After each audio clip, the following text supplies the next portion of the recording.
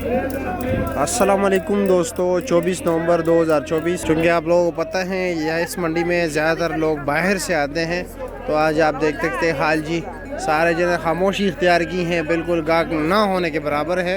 चलो जी देखते हैं कि क्या क्या रेट बिक रहे हैं। लो जी 24 टाफी अंगूर 24 के घर भाई बिक गए जी 2400 का। हाँ फाइनल मेरे ख्याल आ जाओ। हाँ तो अच्छा चलो जी। 3028 जी, 5 जी, 5 1 26 जी, 27 जी, 27 1 27 2 वर्ग 27 के घर भाई। शीशा माला आज 43-44 रुपए